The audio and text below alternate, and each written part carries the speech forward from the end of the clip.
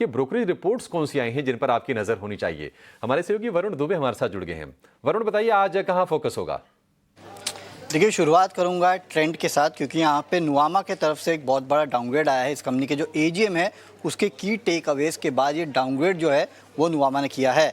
अब देखिए, इन्होंने बाय से होल्ड का सलाह दिया अब, और टारगेट जो है 6627 से काट के 5884 का दिया, यानी कि करंट मार्केट प्राइस से 5% की डाउनसाइड ये देख रहे हैं। अब इनका कहना है कि मैनेजमेंट की जो कमेंट्री थी वो कहीं ना कहीं ये हाईलाइट कर रही है कि जो ओवरऑल डिमांड है उसमें एक स्लो डाउन देखने मिला। स्लो डाउन क्या है, जो इनके कंपैरिजन यानी कि FY20 से 25 तक इस कंपनी ने 35% के आसपास की CAGR ग्रोथ दी थी, उस तक की ग्रोथ जो है अब नज़र नहीं आ रही। इनफैक्ट कंपनी ने जो अपना 25% की ग्रोथ का गाइडेंस रखा था अगले कुछ साल तक, शायद वो कंपनी अचीव नहीं कर पाएगी।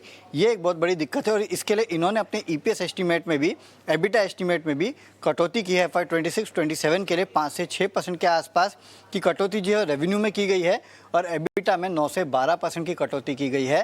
तो कहीं ना कहीं ट्रेंड सबसे इंपॉर्टेंट स्टॉक है जहाँ पे आपको नजर रखना है, क्योंकि एक डाउनग्रेड आ चुका है। अब बात करते हैं मैरिको की।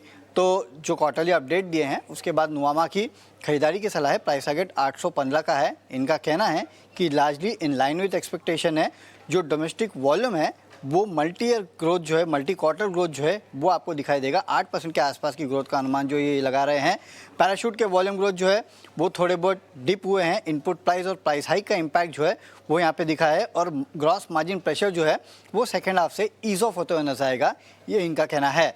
अब बात करते हैं JSW इंफ्रा, मोतीलाल ओसवाल की रिपोर्ट है। यहाँ पे भी जो एनुअल रिपोर्ट की टेक अवेज है उसके बेसिस पे खरीदारी की सलाह दे रहे हैं। 370 का लक्ष्य है। इनका कहना है कि FY25 जो है इस कंपनी के लिए काफ़ी बेहतर रहा है, और आगे चल के इंडिया इंफ्रास्ट्रक्चर ग्रोथ जो है उसका फ़ायदा उठाने के लिए कंपनी पूरी तरह से तैयार है। इंडसइंड बैंक पे भी मोतीलाल ओसवाल की रिपोर्ट आई है, और देखिए लगातार तीसरा दिन है जब कोई ना कोई ब्रोकरेज हाउस इंडसइंड बैंक पे रिपोर्ट दे रहा है। इसके पहले आपने गोल्डमैन देखा था, कल मैक्वेरी था, और आज मोतीलाल है। हालांकि इन्होंने न्यूट्रल की सलाह दी है, लेकिन प्राइस टारगेट बढ़ा दिए है। 650 से बढ़ा के 800 रुपये के दिए हैं। इनका कहने की ऑपरेशनल परफॉर्मेंस जो है कंपनी का कहीं ना कहीं थोड़ा बहुत कमज़ोर है। ग्रेजुअल रिकवरी जो है वो शायद आपको सेकेंड हाफ FY26 तक इस कंपनी में देखने मिलेगी, और मोमेंटम जो है FY27 तक इस कंपनी का स्ट्रांग हो सकता है। इसके लिए इन्होंने अपने लक्ष्य जो है उसमें हल्की फुल्की बढ़ोतरी की है इंडसइंड बैंक में। लेकिन इंटरेस्टिंग लग रही है जो नुआमा की रिपोर्ट है मैरिको को लेकर। मैरिको ये कंपनी, इनके पास सफोला, पैराशूट जैसे ब्रांड्स हैं, और रूरल प्ले ज़्यादा है। ग्रामीण इलाकों में इनके प्रोडक्ट्स की डिमांड काफ़ी अच्छी खासी है, और Tier 2 सिटीज़ में भी। और मार्जिन प्रेशर ईज होते हुए देख रहा है नुआमा, और टारगेट जो दिया इन्होंने वो मौजूदा भाव से करीब 100 रुपये ऊपर का दिया है। आप देखिए 713 रुपये पर कल ये शेयर बंद हुआ है। 815 का टारगेट है मैरिको के लिए। हरीश जी, एक बार मैरिको का चार्ट चेक कीजिए। चार्ट तो ऐसे मजबूत ही दिखेगा। आप जरा ये बताइए कि क्या ट्रेड के भी अपॉर्चुनिटीज हैं, और मौके आज के सत्र में बनेंगे क्या इसमें? बिल्कुल अभिषेक जी, अगर देखा जाए तो मैरिको में देखिए एक लाइफ टाइम हाई के आसपास 740 के अराउंड रेजिस्टेंस जोन है। देखिए ऑलमोस्ट 3-4 बार कोशिश किया स्टॉक प्राइस क्रॉस करने के लिए, लेकिन वहां से सेलिंग देखने मिल रहा है स्टॉक प्राइस में। तो मुझे लग रहा है कि ये जो लेवल है वो क्रूशियल है क्रॉस करने का। और अभी के लिए सपोर्ट देखते हैं तो मुझे लग रहा है करंट लेवल्स पे सपोर्ट्स के आसपास ही स्टॉक प्राइस चल रहा है। 700 के अराउंड स्ट्रॉन्ग सब बेस बन चुका है स्टॉक में। तो मुझे लग रहा है कि 700 के ऊपर जब तक टिका हुआ है, फिर से एक बार स्टॉक प्राइस 740 का जो रेजिस्टेंस जोन है वो टेस्ट कर सकता है। तो कोई शॉर्ट टर्म ट्रेडर्स है तो मुझे लग रहा है कि करंट लेवल से बाय करके छोटा सा स्टॉप लॉस 698 का स्टॉप लॉस मेंटेन करके 740 के लिए ट्रेड कर सकते हैं। लेकिन मुझे लग रहा है कि बड़ा सा तेजी तब भी आएगा जब 740 का लेवल ब्रेक करके चला जाता है स्टॉक प्राइस, तब भी जाके मुझे लग रहा है कि एक बड़ा सा तेजी देखने मिल सकता है मैरिको में।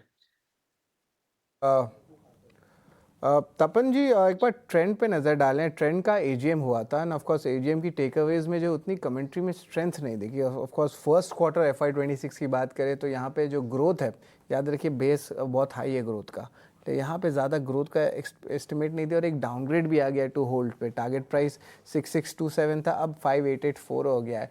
ज़रा ट्रेंड पे जो है आप बताएं, शॉर्ट टर्म व्यू भी बताएं और एक लॉन्ग टर्म व्यू भी बताएं, दोनों बताएं तपन। या शाह जी देखो ट्रेंड है ना, जिस तरह से ऑफ कोर्स भागा है, तो एक तरह से लगता है कि स्टॉक काफी महंगा है, तो महंगा है उसमें कोई डाउट नहीं, क्योंकि उसने उस तरह से ऑपरेशनल एफिशिएंसी रेवेन्यू ग्रोथ दिखा है।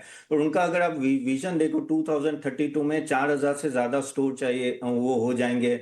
और ना एक तरह से ना जूडियो और उनका बिग बाजार बहुत ही अच्छा कर रहा है। अगर वैल्यू में देखेंगे ना, value clothing and all that में भी वो बहुत ही आगे है। तो ऑफकोर्स नो उस तरह से बिजनेस बहुत अच्छा है, बस वो एक वैल्यूएशन का थोड़ा डर रहता है। तो इसमें अभी वही आ रहा है कि थोड़े टाइम मुझे ऐसा लग रहा है कि शायद ये स्टॉक यहाँ से ही रहेगा, या तो वैल्यूएशन वाइज ना थोड़ा नीचे भी आ सकता है। लेकिन लॉन्ग टर्म अगर आप बात करो, I am bullish on trend, क्योंकि ये एक ऐसी कंपनी, रिटेल कंपनी नो, जिसने अपने आप को नो परफॉर्म करके बताया है। और हर टाइम अगर आप देखो इबिटा मार्जिन ऑलमोस्ट 8.3 से 9% बढ़ा है। इवन अगर आप नेट प्रॉफिट अगर आप देखो तो कुछ साल में 2.5 टाइम्स से बढ़ गया है, करेक्ट। इवन रेवेन्यू से लेके स्टोर बिल्डअप और उनका भी ऑपरेशनल देखो, एक होता है स्टोर एक्सपांड करना और उस तरह से एग्जीक्यूशन करना, जो एग्जीक्यूशन में बहुत आगे है। तो ट्रेंड लॉन्ग टर्म के लिए अच्छा है, तो यहां से थोड़े वेट कर सकते हैं। 10-15% नीचे आता है तो आई थिंक ये एक गुड बाय होगा लंबे समय के लिए। जी बिल्कुल।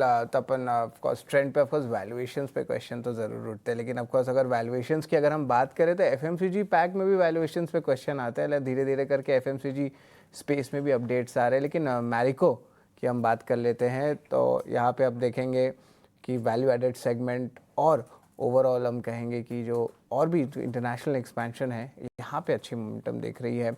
हरीश जी, एफएमसीजी पैक में आपको कुछ स्टॉक अच्छा लग रहा है? अगर रूरल रिकवरी का हिंट अगर आने लगता है तो आपको कुछ इमामी जैसे स्टॉक्स या एचयूएल यहाँ पे कुछ मोमेंटम आ सकता है? देखिए, मुझे एफएमसीजी में अगर देखा है तो ये दो स्टॉक्स है मेरे रडार पे। पहला स्टॉक है कोलगेट। देखिए, कोलगेट पामोलिव अगर देखा है तो कॉलपाल ऑलमोस्ट नीचे के लेवल पे एक बेस बन चुका है, बहुत बहुत दिनों से कंसोलिडेट कर रहा है स्टॉक प्राइस। मुझे लग रहा है कि यहाँ से एक बार तेजी देखने मिल सकता है कोलगेट पामोलिव में। और ऊपर की ओर मुझे लग रहा है कि करंट लेवल्स पे एक बेस बन चुका है। और ऊपर की ओर मुझे लग रहा है कि शॉर्ट टर्म पे टारगेट्स की भी बात करते हैं तो 2600 तक मुझे लग रहा है कि ऊपर की लेवल देखने मिल सकते हैं। अगर उसके ऊपर निकल जाता है उसका नेक्स्ट टारगेट बनेगा 2750 का, वो जो है 200 डे मूविंग एवरेज का रेजिस्टेंस है। तो मुझे लग रहा है कि वहां तक मुझे लग रहा है कि कोलगेट में एक अच्छा खासा मूवमेंट मिल सकता है करंट लेवल से बाइंग के लिए। और अगर किसी को बाइंग करना है तो स्टॉप लॉस मेंटेन करना चाहिए 2360 का। मुझे लग रहा है कि यहाँ पे स्ट्रॉन्ग बेस बन चुका है, इसी सपोर्ट के साथ स्टॉप लॉस मेंटेन करना चाहिए और कोलगेट में बाइंग कर सकते हैं। और दूसरा स्टॉक मेरा मेरा रहेगा रडार पे कि ब्रिटानिया। देखिए, मैं ब्रिटानिया कंटिन्यूसली लास्ट कुछ दिनों से इसको बाइंग रिकमेंडेशन कर रहा हूँ। और हर वीकली देखा जाए तो एक नया हाई बना रहा है वीकली बेसिस में। तो मुझे लग रहा है कि ब्रिटानिया में अभी भी बाइंग करने की क्षमता रह सकती है। ऊपर की ओर मुझे लग रहा है कि टारगेट प्राइस 6000 से लेकर 6120 के आसपास तक स्टॉक प्राइस मूव हो सकता है। तो मुझे लग रहा है कि जो भी डिप आता है मुझे लग रहा है कि ब्रिटानिया में बाई करना चाहिए। जिस तरीके से डिप मिल रहा है स्टॉक प्राइस में भी, इवन 5700 के आसपास अगर मिलता है तो मुझे लग रहा है कि करंट लेवल से बाइंग करना चाह सकते हो ब्रिटानिया में। आगे जाके देख सकते हैं टारगेट्स ऊपर 6000 से 6120 लेवल देखने मिल सकते हैं ब्रिटानिया में। तो ब्रिटानिया पर ये एक राय, गिरावट में खरीदारी के मौके और एफएमसीजी सेक्टर के लिए ध्यान रखिएगा।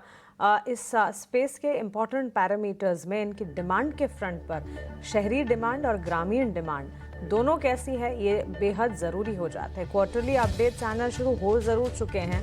मैरिको से क्वार्टरली अपडेट्स का सिलसिला चल पड़ा है। इंटरनेशनल बिजनेस मैरिको का 19% बढ़ा, कुल आय में 10% से ज़्यादा की ग्रोथ थी और इनकी ग्रामीण और शहरी मांग जो है उसमें भी सुधार से काफ़ी हद तक सपोर्ट मिला।